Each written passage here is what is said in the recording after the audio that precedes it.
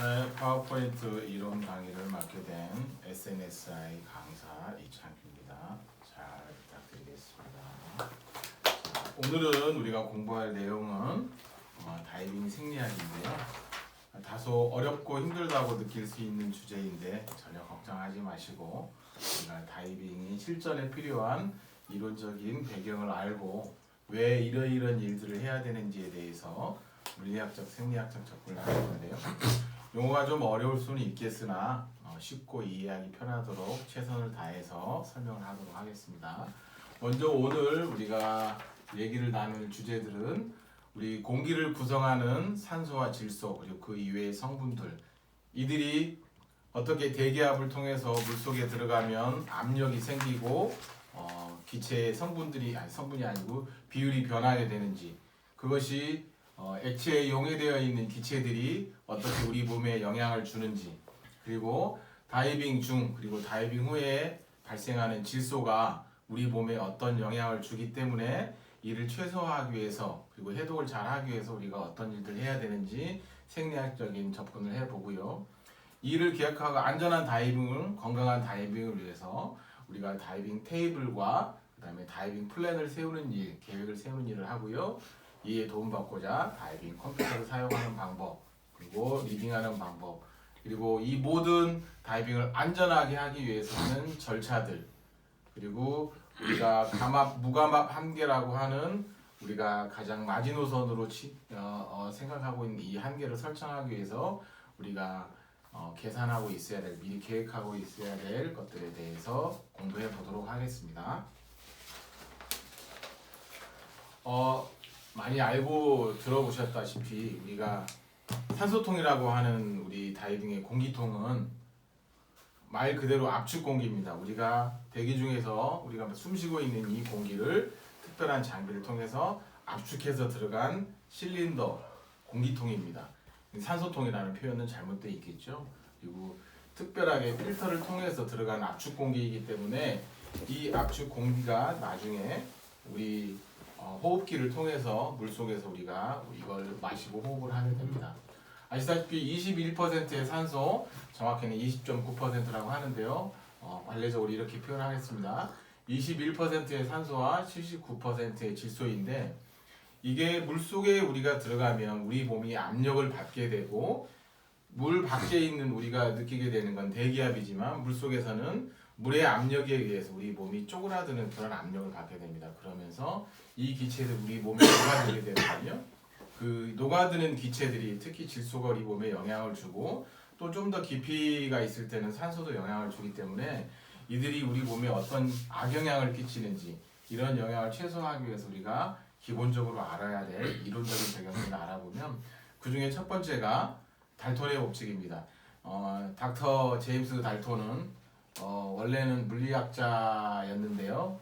이 달톤의 법칙 말 그대로 우리 몸은 처음부터 끝까지 똑같은 공기를 먹고 있지만 그 공기가 물속에 들어갈수록 압축 비율이 달라진다는 얘기입니다. 쉽게 말하면 우리가 알고 있는 절대압의 기준은 수면이 1기압이라고 우리가 표현을 합니다. 그리고 물속에 10m 들어갈 때마다 1기압씩 늘어나는데요.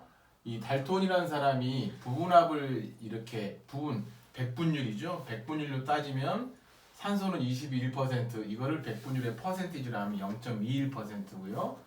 0.21 기압이고요. 퍼센티로는 21%죠. 질소는 0.79 ATA 기압이라고 표현할 수 있을 겁니다. 그래서 이 두 가지는 비율에 따라 달라질 수 있고 깊이에 따라 달라질 수 있죠. 10m 들어가면 2기압에서는 0.42의 산소 분압이 생기고 질소의 경우는 2배인 1.58의 기압이 생기는 겁니다. 이게 20m, 30m도 마찬가지로 비율대로 그렇게 늘어나야 되는데, 하강할 때보다 상승할 때의 비율이 훨씬 더 많아지게 되거든요. 그 부피와 압력의 관계를 여기 왼쪽 그림을 보시면, 압력이 이렇게 짓누르고 있는 양에 따라서 안에서 활동하는 산소와 질소의 비율이 달라지게 됩니다. 여기 보시면 이 산소들, 질소들이 활동을 하는데, 위에서 짓누르는 압력이 세질수록 안에서 비율을 맞추기 위해서 농축되는 양이 똑같아집니다. 실제로 부피는 같아 보일지라도 농축량이 많다는 거거든요. 달턴의 법칙은. 달턴의 법칙은 조금 이따 나오는 샤를의 법칙이나 보일의 법칙과 같이 연결돼서 우리가 다이빙 생리학이나 물리학에서는 가장 중요하게 생각하고 있으니까 이 정도는 어느 정도 알고 계시고 우리가 실전에 임하시면 좋을 것 같습니다. 우리 고체나 액체는 그 자체로는 평형을 이루고 있습니다. 액체와 고체는 섞이지는 않죠. 그런데 기체는 고체에도 녹아들고 액체에도 녹아들게 됩니다. 부피의 변화가 없이 그렇게 됩니다. 여기서 말하는 헨리의 법칙은 신체 조직에 용해된 가스의 양은 주변 압력과 잠수 시간에 정비례한다고 됐죠. 이 말은 압력이 셀수록 가스가 많이 녹아든다는 뜻이고, 다이빙을 오래 해서 깊이 잠수할수록 다이빙 시간이 길어질수록 가스가 많이 농축된다는 뜻입니다. 다시 말해서 깊은 잠수를 오래 하게 되면 질소도 늘어나고 산소도 늘어난다는 얘기죠. 실제로 우리가 호흡하는 양은 많은데 우리가 실린더에서 품어지는 양의 압력이 높아지기 때문에 우리 몸에 압력 평형을 이루기 위해서 쌓이게 된다는 겁니다. 여기를 보시면 처음에 3배 정도, 이 3단계라 30% 따지면 조금 눌러주면 그 속에 있는 압력은 더 이 공간 내에서 이게 움직여야 되겠죠. 그러면 중간에 밀도가 훨씬 더 많아지게 되고 농축이 된다는 뜻입니다. 똑같이 여기에 때 21개의 산소와 79개의 질소가 있었는데 압력을 깨끗이 주면 이 공간에서 21개와 79개가 있는 거나 똑같습니다. 그러면 얘 대비 얘는 압력이 3분의 1이 더 강해졌기 때문에 3분의 1의 만큼의 공간이 아니고 3분의 1 플러스의 압력이 되는 거예요. 쉽게 말하면 30%가 더 압축이 된 거죠. 이거는 똑같은 양. 하지만 이 3분의 1의 공간만큼의 부피가 줄어든 거하고 똑같습니다. 그러니까 개수가 변함이 없다면 부피가 줄어든 거고, 개수가 똑같다면 압력이 증가했다는 뜻이 되는 거죠. 그러니까 결국 압축이 되고 농축이 되면서 얘가 움직이는 공간이 10이었다면 얘가 움직이는 공간은 7.5 정도로 바뀌게 되는 겁니다. 자, 다음 조금 어려울 수 있는데 한 가지를 더 설명하면 이해를 하실 수 있게 될 겁니다. 자, 우리가 다이빙을 하는 모든 사람은 질소와 산소, 특히 질소의 중독이나 질소가 우리 몸에 끼치는 영향에 대해서 굉장히 주의하고 조심하게 되는데요. 우리 공기 중에는 질소가 당연히 있고 질소가 없이 산소만 먹게 되면 사람은 식물인간이 되게 됩니다. 그래서 질소와 산소의 정확한 79대 21의 비율이 있는데요. 질소가 어떤 영향을 하냐면 원래 질소가스는 유태인이 히틀러가 유태인을 죽일 때 아산화질소라고 하는 가스실에 넣었던 그 아산화질소 하죠. 치과에서 웃음가스라 아이들 치료하는 웃음가스라고 하는 거하고 비율이 똑같습니다. 그래서 질소의 양이 늘어나면 산소하고 결합하는 양이 줄어들기 때문에 사람이 마취가 됩니다. 몽롱한 상태가 되죠.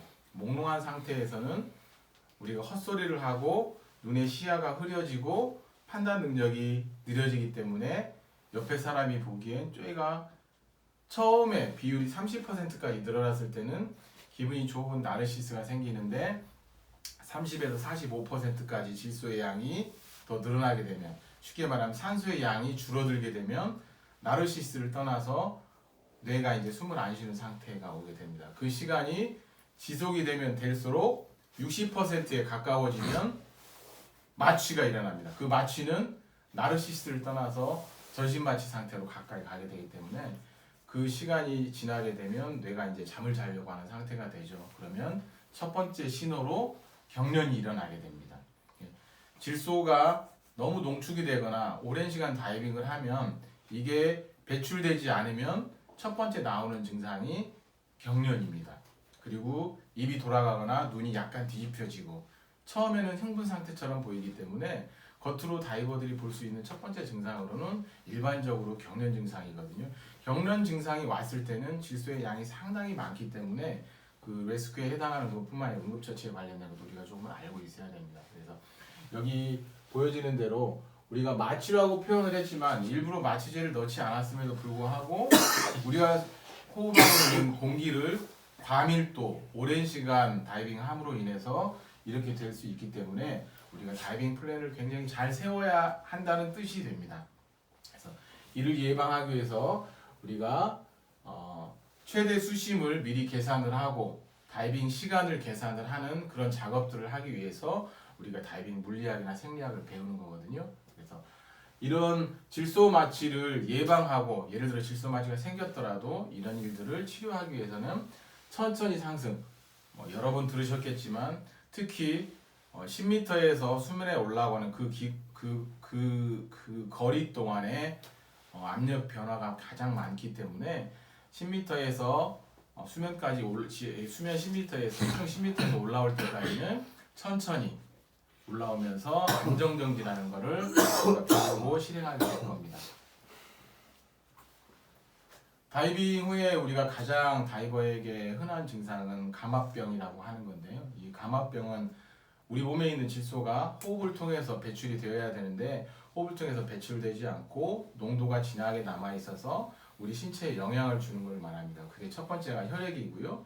혈액 속에 기포가 남아 있고 이 혈액들이 온몸을 돌아다니면서 눈, 뇌, 관절, 여러 장기에 영향을 주는 겁니다. 여러분 이렇게 아셔야 됩니다. 관에 물이 있어요. 근데 거기에 기포가 한번 들어가면 그 다음부터 물이 끊깁니다. 여러분 위에 세숫대야를 여기다 이렇게 해놓고 이게 높은 이게다 올려놓고 여기다 세숫대야에다 물이 하나 있고 여기다 세숫대야 하나 있으면 호스를 이렇게 쭉 빨아서 하면 물이 쭉 올라옵니다. 그런데 기포가 한 방울 여기 들어가면 여기 기포가 맺히면서 물이 더 이상 안 내려옵니다. 기포가 들어오면 그동안 잘 흘러내려오던 물이 기포가 들어감으로 인해서 역류가 되거나 중간에서 끊겨요. 쉽게 말하면 여기서 이렇게 물이 안 내려가고 여기에는 물이 끊기게 됩니다. 이게 뇌라고 예를 들면은 중간에 혈류가 끊기게 되는 거죠. 심장이하고 눈이라면은 혈액이 순환이 되어야 산소 공급이 되는데 안 되니까 허혈이라는 게 생길 수밖에 없죠. 피가 안 들어가니까 산소 공급이 안 돼서 문제가 생기는 거겠죠. 그래서 우리가 이런 것들에서 가장 큰 건 감압병인데 감압병은 그 자체가 병이 아니고 2차적으로 우리 신체 조직에 영향을 줍니다. 특히 뇌, 눈, 폐에 영향을 준다고 얘기했죠. 그래서 물론 폐에는 과한 산소도 영향을 주긴 하지만 우리가 감압병을 예방하기 위해서 이렇게 여러 군데 이런 조직들이 있는데 감압병을 예방하기 위해서 제일 먼저 하는 거는 무감압 한계 시간이라는 거를 꼭 지켜야 되는 거고요. 그 다음에 특히 상승할 때 천천히 그 다음에 5m경에서 안전정지. 그래서 할 수 있다면 나이트록스 우리가 산소와 질소의 비율을 조정하는 그런 기체를 사용하는 그런 방법을 할 수가 있습니다. 그래서 만약에 감압증이라고 판단이 될 때는 제일 먼저 우리가 가까이 다이빙 사이트에서 할 일은 산소를 바로 공급해 주는 일이고요. 공기도 있지만 우리가 가지고 있는 우리가 다이버 트레이너들이 가지고 다니는 100% 산소를 공급을 해주고 그러면서 챔버라고 하는 고압 치료기가 있는 곳으로 이송을 해서 몸에 있는 질소를 최대한 빨리 빼주는 것이 중요합니다. 그래서 고압 챔버는 우리 여러 사이트에 있으니까 그런 것도 알고 있으면 참 좋을 것 같고요. 자, 이제 조금 어려울 수 있는 부분인데 우리 SNSI에서는 미 해군 테이블에 다이빙 플랜 다이빙 표를 가지고 하는데요. 이 표에 의하면 여러 가지 내용들을 우리가 이게 그림으로 미리 미 해군에서 만들어 놓고 있습니다. 예를 들어서 설명 한번 좀 해드리도록 하겠습니다. 자, 우리가 15m 다이빙을 하고 싶은데 50분 다이브 15m에서 50분 다이빙을 하고 싶다고 예상을 하겠습니다. 이게 플랜입니다. 계획을 세우는 겁니다. 자, 15m에서 50분 다이빙을 하고 싶습니다. 우리가 그룹이 50분 정도 다이빙을 하고 싶은데 50분이 없으니까 이 정도 중간에 있겠죠? 그러면 G와 H 단계에 있으니까 이 정도가 50이라고 생각을 하고요.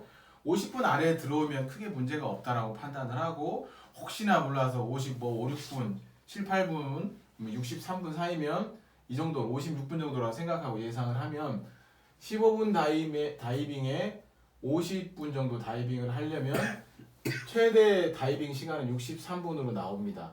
그러면 보수적으로 이걸 63분인데 63분이 아니라 50분 다이빙이 없으니까 50에 가까운 이 여기 표를 쭉 내려보면은 테이블 2에서는 H를 따라 내려오면은 수면에서 얼마나 쉬어야 되는지, 예를 들어 우리가 3시간을 쉬었다 치면 3시간 쉬었을 경우에는 다시 또 여기 2를 내려가서 중간에 3시간이 있죠. 2를 따라 내려가면 여기는 우리가 질소가 쌓여있는 시간이고요. 2를 따라 내려오면 다시 두 번째 다이빙을 할 때 우리가 12m 다이빙을 하고 싶은데 나이트록스는 나중에 또 말씀드리도록 하겠습니다. 공기통을 가지고 12m 다이빙을 한다 했을 때 우리 몸에는 이미 45분 분량의 질소가 쌓여있기 때문에 우리가 63분 다이빙까지는 할 수 있는데 빼면 18분의 다이빙을 할 수가 있습니다. 그러니까 12m에서 18분의 다이빙을 하고 이 안에 끝내야 되는 거거든요.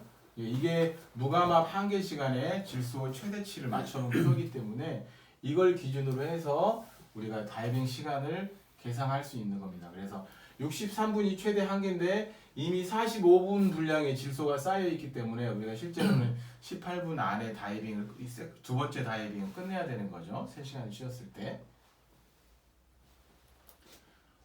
이제 이런 것들을 계산해주고 계산하지 않고 그냥 컴퓨터만 뿅 차고 들어가더라도 할 수는 있는데 무조건 다이빙 컴퓨터만을 무조건 믿을 건 아니라고 합니다. 그래서 우리가 다이빙 컴퓨터는 예전보다 많이 수학적 계산 공식을 통해서 많이 이게 발전해 왔고요. 개인마다 다 다릅니다. 본인들의 설정 수치들이 다 달리 있기 때문에 그래서 가장 중요한 게 안전한 다이빙을 위해서 우리가 가장 기본적으로 갖춰야 될 장비 중에 첫 번째가 이 다이빙 컴퓨터고요.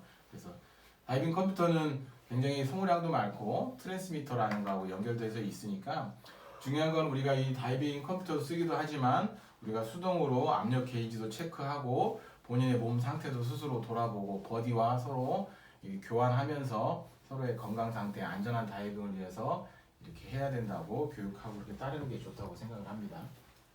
자, 우리가 이게 일반적으로 다이빙 생리학에서 이제 우리가 치료 계획을 세우듯이 안전 절차 계획을 세울 때 철저한 계획은 아까 그 표에 기반하기도 하고 나중에 나이트록스 공부도 하시겠지만 본인 스스로가 본인의 안전을 첫 번째로 챙겨야 됩니다. 좋은 버디를 만나는 것도 중요하지만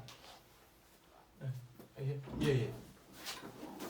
아이고 고맙습니다. 사장님 고맙습니다. 네. 그래서 우리가 기본적으로 꼭 알고 계실 때 철저한 계획을 세워서 그 계획에 맞도록 항상 해야 되고요. 그다음에 상승하는 속도는 분당 9m, 특히 안정정지 구간에서 1분 이상 3분에서 5분 정도의 5m의 안전정지를 하고 분당 9m의 속도로 들어온다고 생각하고 올라와야 됩니다. 그래서 무감압 한계 시간을 초과한 경우에는 더더욱 상승하는 데 조심을 해야 되고 천천히 더 올라오고요. 만약에 잔류 질소가 남아있다거나 우리가 다이빙하고 나서 충분한 휴식 시간을 가지 못할 때는 고도 다이빙을 피한다거나 비행기를 타는 것들을 조심해야 됩니다. 그래서 이런 비행기를 급하게 타야 되는 경우에는 마지막 다이빙을 나이트록스를 하고 최소한 24시간 정도는 비행기를 타는 것은 권장하지 않기 때문에 여기 보시는 대로 다이빙 테이블과 컴퓨터는 감압병을 완전히 예방한다고 할 수는 없기 때문에 우리가 그걸 결정하고 판단을 해야 됩니다. 그래서 아까 말한 여러 가지 과학자들이 해놓은 테이블들과 법칙을 통해서 우리가 미리 계산하고 훈련하고 연습하고 조심하는 걸 해야 됩니다.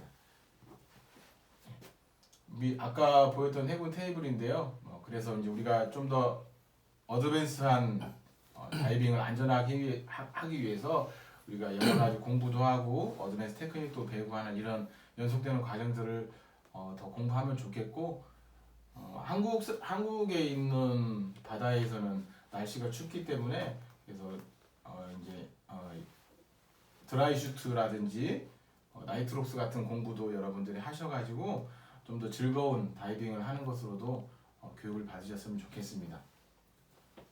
자, 오늘 제가 말씀드린 내용은 특히 이제 질소와 산소가 공기를 이루고 있고 달톤, 헨리가 그리고 고리의 법칙이 어떤 영향을 주는지 여러분에게 설명을 드렸고요.